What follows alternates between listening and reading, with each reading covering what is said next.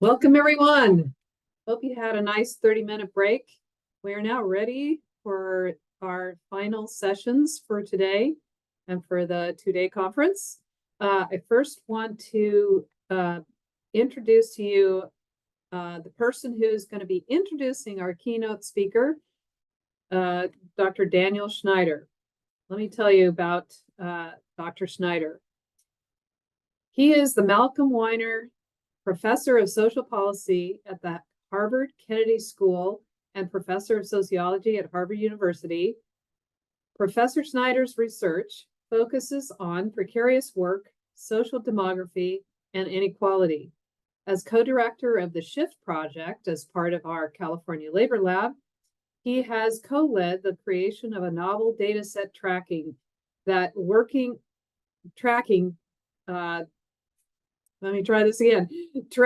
working experiences of service sector workers. His work examines racial and ethnic and gender inequalities in job quality, the effect of precarious work on the economic security and well-being of workers and their families, and the effects of labor standards on working conditions. I could say a lot more about Dr. Schneider, but take it away. So much, Christina. Thanks, everyone. It's been a terrific conference, and I've been enjoying listening in, and I'm happy now to help facilitate the next great thing to come. So I am here to having been introduced, I will now introduce our keynote speaker, Dr. David Weil. It's a real honor to do so. So let me begin. David served as the Dean of the Heller School for Social Policy and Management at Brandeis University from 2017 to 2022, and is currently a professor at Heller and the Department of Economics. Prior to joining the Brandeis faculty in 2017, he was the Peter and Deborah Wexler Professor of Management at Boston University's Questrom School of Business. He was also appointed by President Barack Obama to be the administrator of the Wage and Hour Division of the U.S. Department of Labor, and was nominated again to serve in that role by President Joe Biden. But that's not all. David is the rare triple threat in academia. In addition to his important government service and his academic leadership, David's academic research has been enormously influential. Professor Weil has written 5 books, including The Fissured Workplace, and published over 130 articles. His work on the fissured workplace has reshaped academic research on inequality, employment relations, and precarious work. His research on labor violations has generated important and influential insights about the complaints process and given rise to strategic enforcement efforts. Over the past day and a half, we've seen the influence of David's work in terms of research, but also in terms of practice, as we've discussed labor standards violations and enforcement, the rise of precarious work, and the challenges of fissuring in the form of gig work. David's work has really set the agenda for so much of the important work happening in labor today. Before all that, Professor Weil earned a bachelor's degree at Cornell University School of Industrial and Labor Relations, a master's in public policy at the Kennedy School, and a PhD in public policy at Harvard. We are very fortunate indeed to be able to count him as an alum of our school. On a more personal note, let me just say it's been a real honor to get to know David over the last few years over the course of his visits over to the Kennedy School. He is intellectually curious, driven to answer big questions, and focused on the role of research in fostering a more equitable and fair society. Our work together on labor standards violations has really been one of the highlights of my time at the Kennedy School. And so I'm very happy that we have the privilege of having him join us today. Please join me in welcoming our keynote speaker, Professor David Weil. Well, thank you, Danny, for the very wonderful introduction. And I want to thank Christina. I want to thank Ed Yellen for the invitation for being here. And I want to thank my colleague and friend, Danny Schneider, for that really kind introduction. One of the great benefits of being a professor is you get sabbaticals. And it was on a sabbatical after I stepped down as dean that I was at the Kennedy School. I had certainly known Danny's work and Kristen Harknett, his partner in crime in the SHIFT project, very well. But I actually hadn't really spent any time talking to Danny until I was on sabbatical. And through many discussions, really interesting coffees, as these things often happen, we found a lot of common ground, common interest to work on. And it's I would certainly return the compliment. It's been and is an honor to work with Danny, Kristen, the Shift Project team on thinking about many of the problems and issues. I know this conference on modern work and workers' voice has been dedicated to. I think the unfortunate thing is every time I think I have pretty much understood the full boundaries of the fissured workplace, a news story, a government investigation, a new academic paper, or someone in casual conversation tells me about some new occupation, some new industry, where outsourcing, where the whole use of the fissured structure has moved to. Once again, I find myself looking at both the underlying business models that drive companies to adopt these kinds of organizational forms and thinking about how that impacts workers and working people. And unfortunately, often continues the long erosion and decline. Again, I know you've talked a lot about over the last 2 days, and that workers face and have faced for decades. But I also feel some pressure being the final speaker on this amazing 2-day conference, not to leave you on a downbeat note, but maybe to end the conference with my comments on what might be some signs of grass shoots coming through the hard, cold soil of a long winter in the workplace. And they are recent grass shoots, all things that I think have emerged in the post-pandemic period. There are some very strong long-term trends that have not gone away by any means, principally often emanating from capital markets and the pressure that businesses are under, and the kinds of norms that has unfortunately become quite common in terms of how the context business decisions are currently made in. But nonetheless, I think that can show us what does seem to be changing, and more importantly, what by understanding these forces and expressly addressing them and understanding these forces are not immutable, but they often arise from the volitional choices of individuals in different institutions, that can, I hope, leave you all with some hope. I also want to leave a few minutes for questions and answers and discussions, so I'm cognizant of that. I'm also cognizant of you have been looking at lots of PowerPoint slides for a couple of days, so at the risk of giving you one more set, I hope these will be both enlightening and, as I say, lead to some sense of optimism. So let me shift over to my slides. So let me just jump right in there and talk about where we are, where we have been, more importantly, what some of these signs maybe of hope look like, and what that means for the whole range of people who are engaged in this conference. Just to give the usual disclosure statement before I launch in: no financial interests and no relevant financial relationships with a current commercial interest to disclose. This is a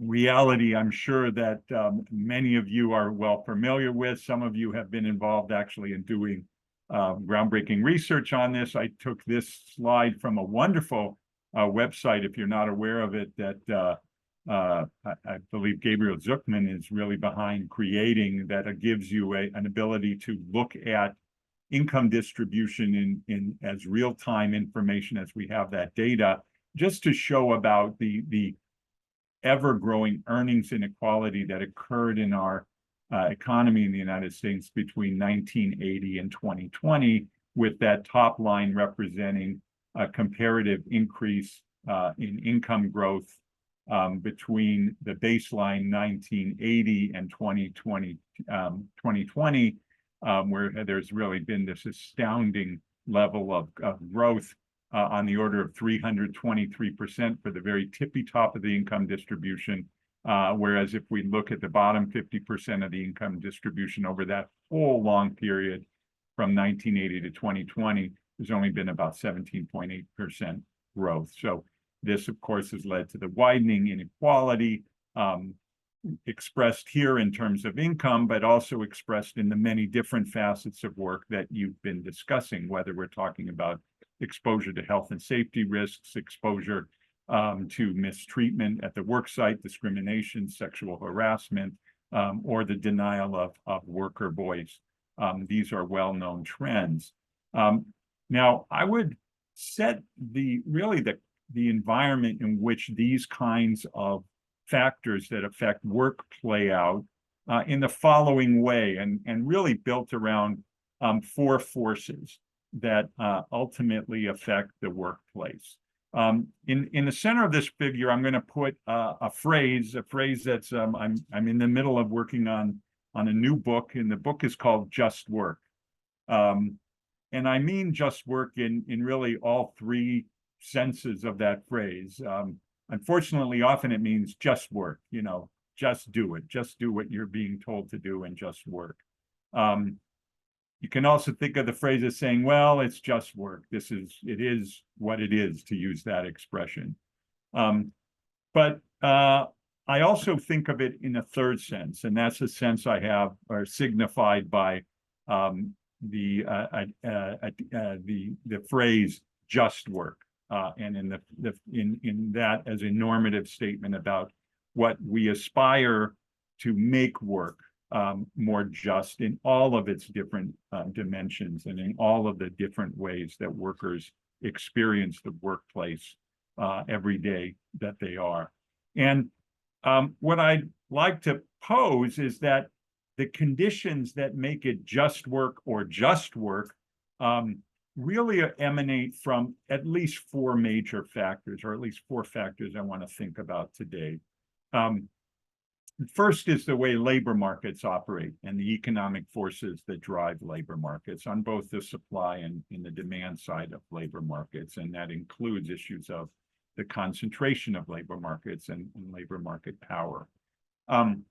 Secondly, just work, or the conditions of work, emanate from government policies and the laws we have on the books that govern everything about the workplace, and how those vary certainly across states, with a state like California certainly being on the cutting edge of progressive policies, but unfortunately many states in the United States having laws and policies that provide very minimal protections and rights for working people. But it's also about the enforcement of those laws. This is part of what Danny Schneider and I are really thinking about, is how do you make the laws on the books, the laws in reality, in terms of how they're implemented, how their enforcement plays out, and how workers are ultimately treated. A third force comes from obviously the businesses that employ people or hire people to work, in the case of the different forms of independent contracting, or in the misclassification case, the illegitimate distinguishing of people as independent contracting. All of the business policies that affect profitability, certainly the organizational construction. This is certainly where I'd put the whole domain of fissured work in, and the norms that businesses use in setting their work policies. And then finally, clearly an important fourth force has to do with labor unions and worker advocates that also work on behalf of working people, like worker centers and immigration rights group, the many different groups that provide a voice to workers in one form and another, both their approaches and how they go about doing representation. I think if we reviewed the four forces that have predominated over the last 40 years, we could very quickly, and many of you know very well, how those forces have pushed in the wrong direction, how it's pushed towards a consistent erosion of work. I mean, this again is where everything that I have seen ever emerging a fissured workplace pushes in the wrong direction.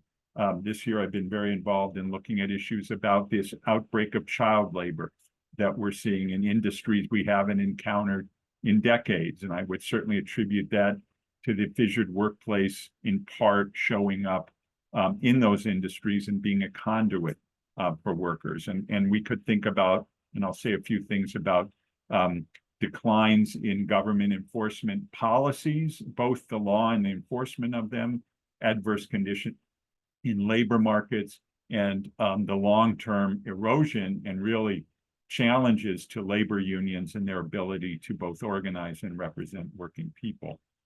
Those have put us in this position of erosion.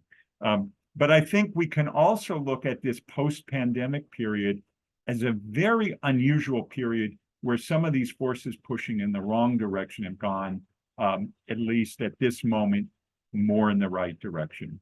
And this is where I think we have to understand how volitional policy, how being aware of those four factors, of really taking advantage of those factors, can allow us to move from just work to truly a new period, let us hope, of just work, truly just work with a capital J and a capital W. So let me review and just really touch upon briefly the four forces that I'm thinking of that give me some sense of hope. And then I want to quickly go through some evidence that shows that, in fact, some indicias of what work is like, particularly I'm going to focus on those related to earnings and wages, have moved in a positive direction, and then end with sort of thoughts about what does that mean should be in our common agenda, and the many different kinds of people who have both spoken and are participating in this conference about what should be on all of our minds as we go forward. So let me start a bit with the labor market and economic forces in these recent 2 or 3 years. And it has been truly a remarkable period. And I think it's captured well in these figures based on the job openings and labor turnover survey that the Bureau of Labor Statistics issues on a periodic basis. That tracks the rates of and the share of employment accounted for by new hires, by quits, and layoffs. And this is just a graphic representation of all three of those dimensions of really, how much movement, how dynamic is the labor market over this period of time. In the period of the pandemic, we had this really historic sudden drop when the pandemic hit in hiring that we experienced in the economy very, very suddenly as the world and certainly our country shut down during that period. But it was also marked in the early days, particularly of the Biden administration, by a remarkable jump back in employment. And that jump back in employment was accompanied by major government policies to give so many of the workers displaced, including workers who had historically been left out of our unemployment insurance system, a chance to continue to earn income even in the depths of this very deep decline in employment over this very short, alarmingly short period of time. It was the return of people to the workforce, and in particular, the return of businesses seeking workers, that created a very unusual condition in the United States, probably a situation we hadn't seen since the years immediately following World War II, where again, the economy was coming out of World War II, was moving from a war-based economy to support the efforts in World War II towards a more consumer economy. And you had a similar incredible demand for hiring and a supply of workers that were slowly coming back in. And what this graph really demonstrates is we get out of the period of recovery, and as more and more companies are looking to hire workers, we went into this period that some people called the Great Resignation, where a lot of workers, particularly workers in some of our lowest wage industries that had been subjected to some of the brunt of those four forces over decades, decided partly because they had some protections arising from government support during the pandemic period, giving them some resources to basically say, I don't know if I want to go back to the conditions and the wages and the treatment I faced. And what we saw was this historic increase in wages to pull people back into the labor market, to get people saying, I will come back, but it better be a different workplace, certainly in terms of how I'm paid, and also in conditions that shows this longer term adjustment in terms of people still quitting at higher and higher rates and a lot of movement between sectors. It's probably been already discussed, but it's only been in the last few months, for instance, that the hospitality industry, the restaurant industry has returned to the kind of employment levels we saw before the pandemic. And it was really this need to overcome a legacy of poor treatment, low wages, continuing not to benefit from the growth in the overall economy that we found very remarkably different in the period we're in.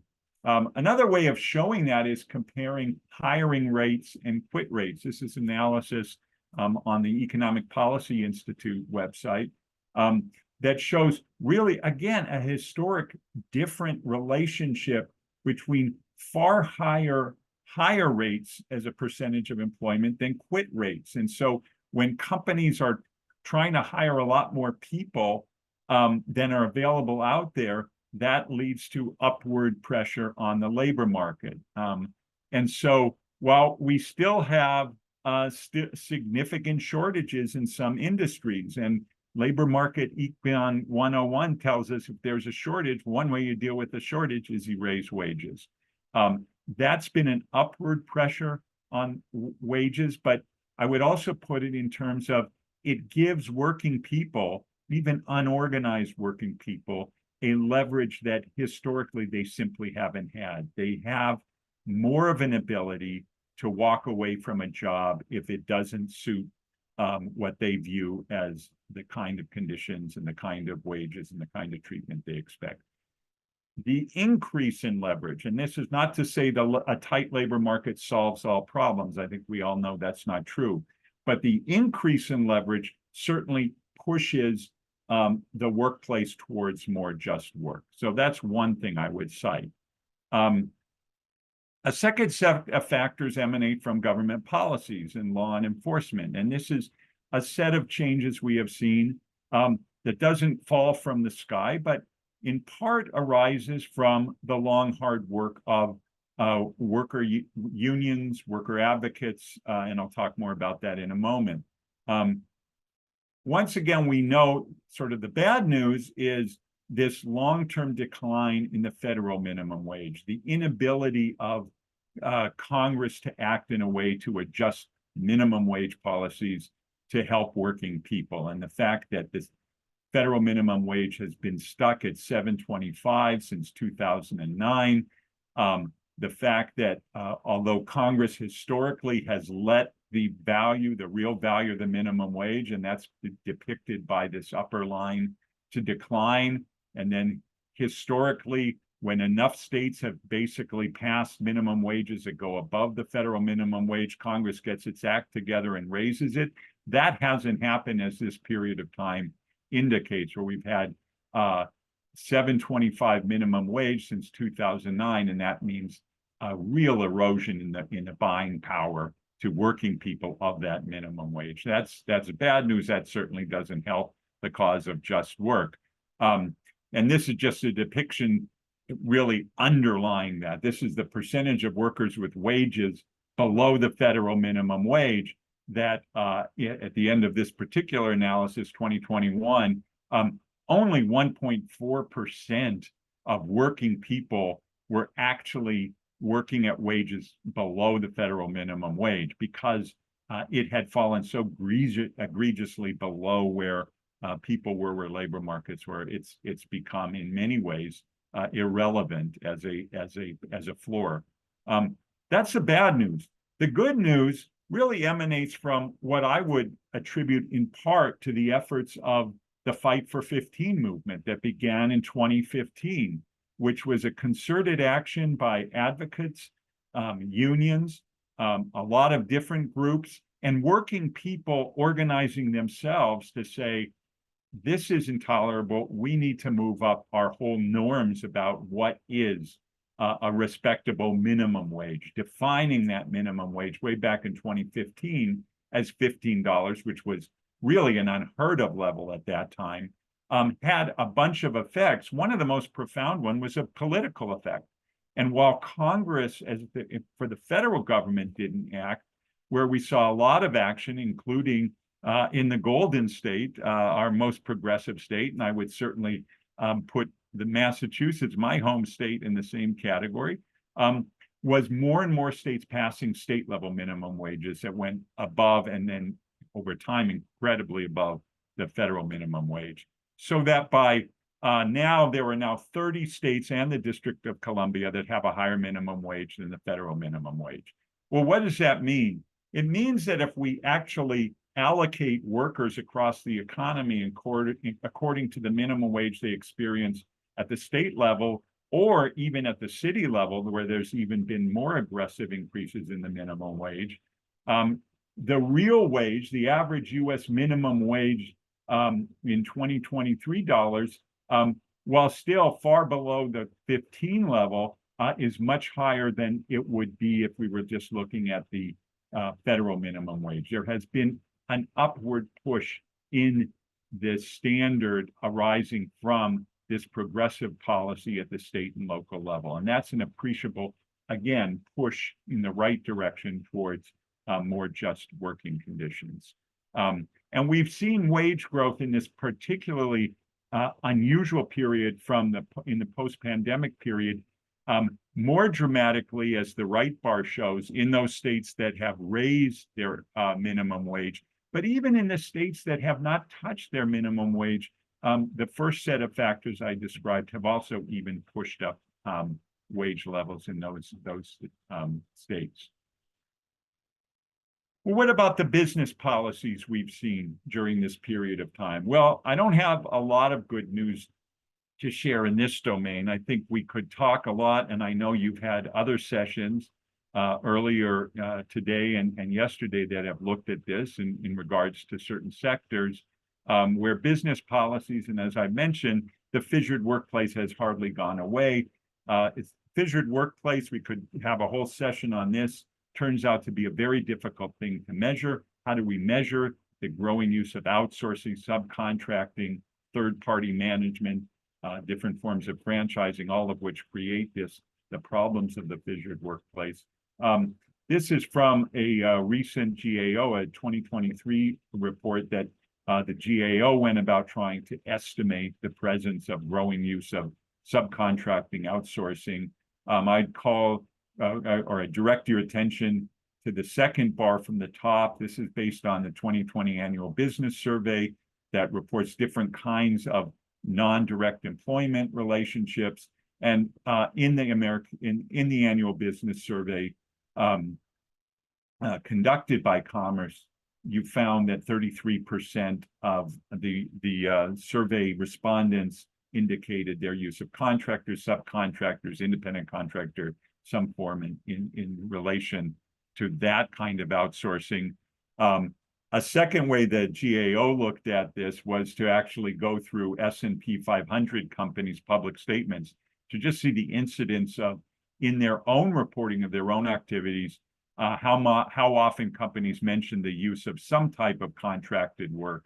And what was really, I think, just disturbing but revealing insight even from that measure, public disclosure of it and mention of it, 89% of those S&P firms reported some form of contracting. The pies on the right give you some sense of what that 89% was made up of, some of it independent, individual, gig or electronically mediated forms, using other firms or organizations.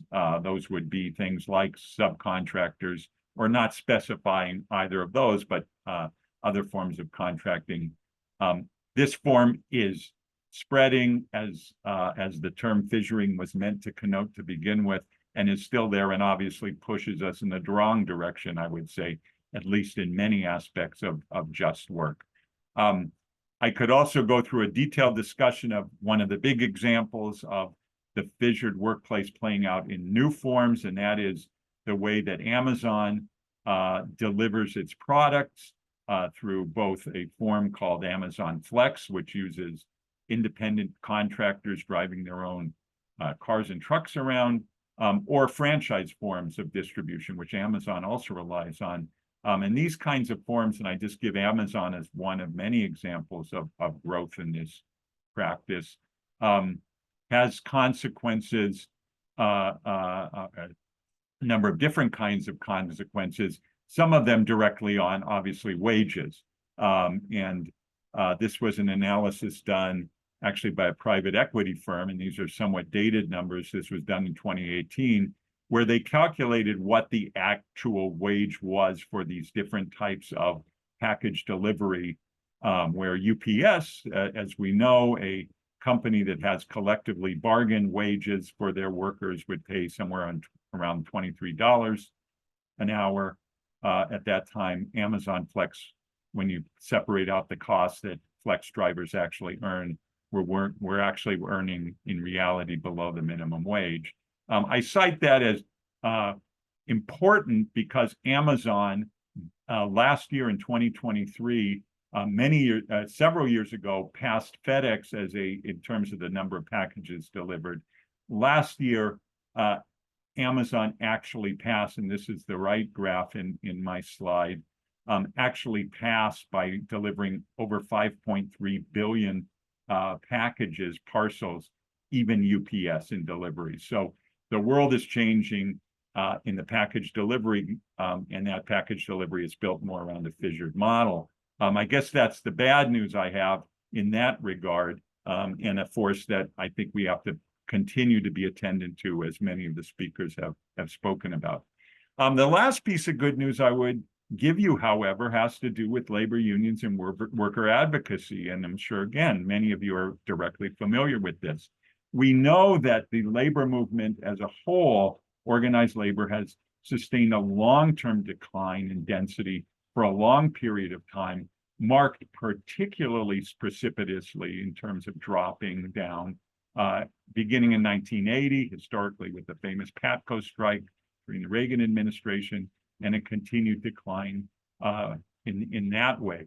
However, in the last 2 years, we have seen really big changes in the organizing of workers, even under the very flawed National Labor Relations Act. And these are just two figures showing the number of elections on the left-hand side of the slide, the number of elections each year at the midpoint of each year. And you can see over here for 22 and 23, very significant, sharp increases in the number of elections held by the NLRB. This blue line shows you the percentage of wins by labor versus management, management below the blue line, labor above the blue line. Labor unions are winning many, many more organizing efforts. And as a result of that, if we look at the last 2 years in terms of the growth of union members through the NLRB process, again, we've seen significant growth that we haven't seen in those areas for a long time. And I think that's incredibly important news. We can also look at just public attitudes towards unions, something that's been getting a lot of attention, that in 2022, 71% of people asked in Gallup polls had approved of unions as institutions, one of the most highly rated institutions in the country now. That declined a little bit to 67% in 2023, but still very, very popular in the minds of the public in ways we haven't seen in decades. And if we break those attitudes by generations, if you look at this period of time over particularly the last few years, across all generations, whether baby boomers, Gen X, millennials, or Gen Z, people have a more positive attitude. But I also want to portray, and we've seen this in terms of organizing of workers, are, of course, in the area of Starbucks workers and other workers at Trader Joe's, REI, Gen Z workers who have had to bear, as well as millennials, some of the worst of the of just work, have very positive approval ratings for unions. And I think that speaks very positively about where we're going. And in the same way, I think we saw lots of manifestation on that of the incredible public support for auto workers, for screenwriters, for actors during these very public, for hotel workers in California during very public strikes where 30 years ago, the public was very adverse to strikes. Now they're very sympathetic to what unions are trying to do for working people. So if we looked at all these factors, it would say just work should be improving. And I would argue to you, we're seeing exactly that there has been improvement.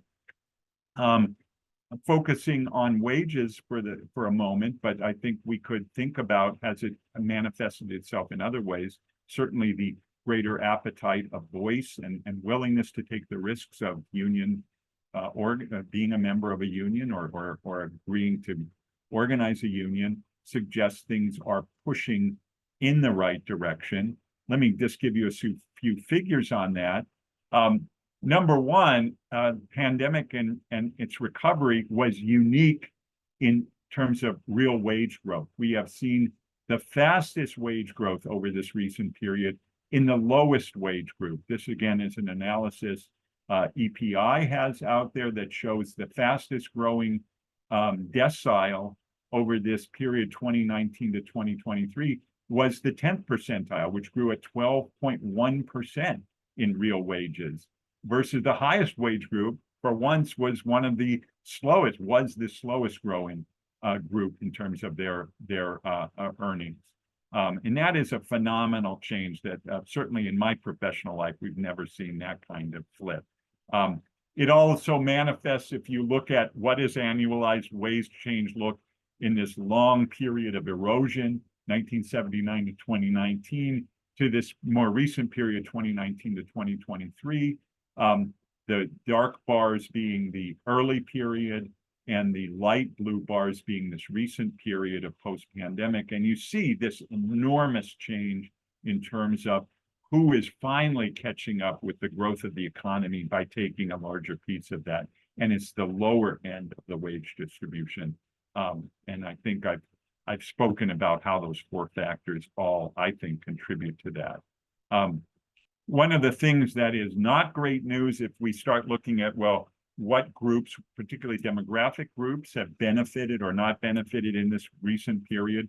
One group that hasn't benefited, despite the fact that over a longer period of time, the gender wage gap has not closed, but has decreased in size. But in the most recent period, there hasn't been a lot of move in the gender wage gap, and we see that over not only because of this overall trend in terms of what percentage is the size of that gap. And in this estimate, the most recent one, it's at somewhere on the order of 22%. Men earn more than women.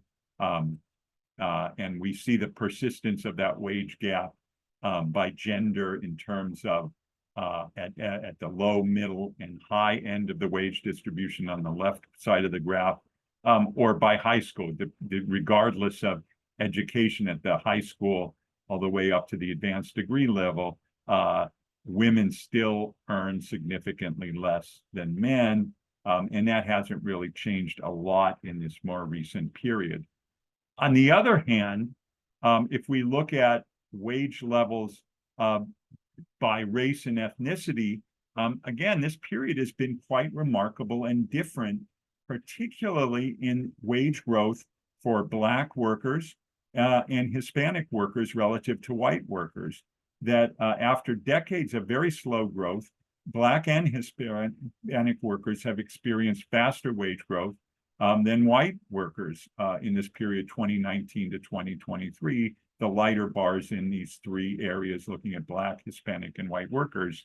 And what that has meant is that we have had really, again, the first time in a very long time, an actual reduction in the wage gap for Black versus white workers, Hispanic versus white workers in this period of time, 2019 to 2023, that gap has decreased, meaning there is greater equity between Black and white workers or Hispanic and white workers. And if we compare that to the earlier period of time where, in fact, we went in the wrong direction in terms of Black, white, Hispanic, white earnings differentials.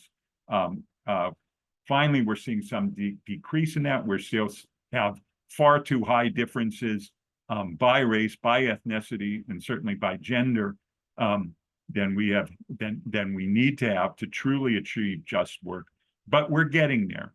So in conclusion, why I feel optimistic in a world where it's really hard to be optimistic. I'm the first to recognize that.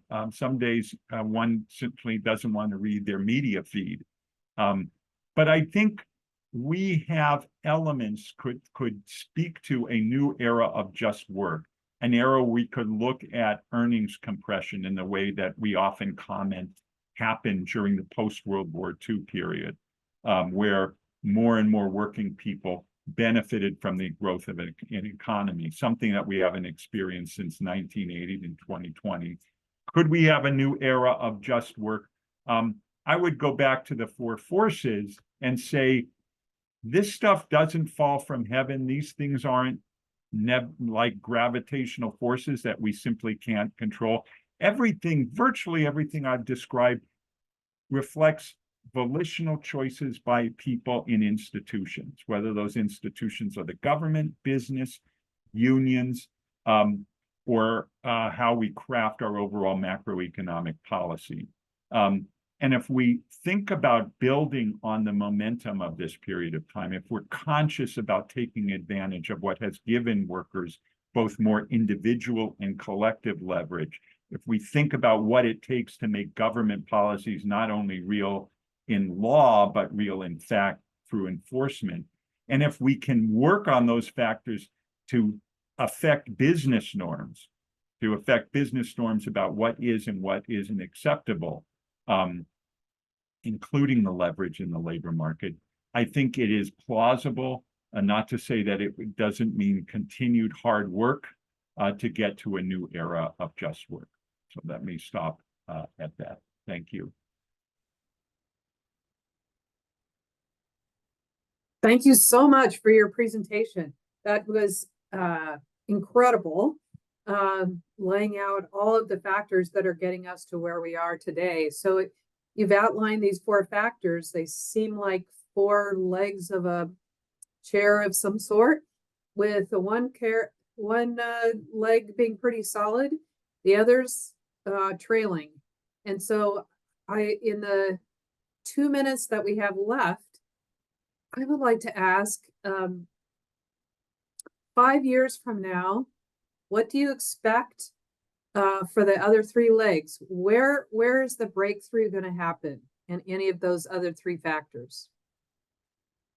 It's a great question, and I think this gets back to my observation that it's about choices, volitional choices. Obviously, we have one heck of an important election at the federal level coming up that could fundamentally keep us in a direction we have been going in. I would cite as just one example of that, the National Labor Relations Board has made the National Labor Relations Act irrelevant. Until recently, this National Labor Relations Board has given workers ability to exercise their rights. I think we can look at the actions in California as an exemplar of this, of working people and unions and advocates really changing government policy on the ground at the state level. That has been very powerful. And then the organizing and the interest of particularly younger workers in both saying, this is wrong, I'm not going to accept this anymore, and then being willing to take action in that regard. I think, we look at all these organizing experiences, and we look at the attitudes of Gen X and millennials about both work and their openness to unions and other forms of worker advocacy. that to me, those legs of the stool could get much stronger and push us in a very positive direction towards more just work, and one where even if the economy slows, if we don't get these tight labor markets, those other factors are pushes that make and shape what we regard as fair, just work, and everything that then emanates from that. It's so clever to talk about just work in two different sides of the coin. And I sincerely hope, and I'm sure everyone in the audience hopes, that your predictions are correct and that we will settle on a much better course and finally get to just work. So thank you so much for joining us. Thank you, Christina. Great. And so now we're going to have a short break for 10 minutes. We will be back at 1:40 Pacific, and we will end with our final panel, which is a policy panel. Don't go away. It's going to be terrific. We've got tremendous speakers for our panel, and then we'll have a short summary for the day. See you soon.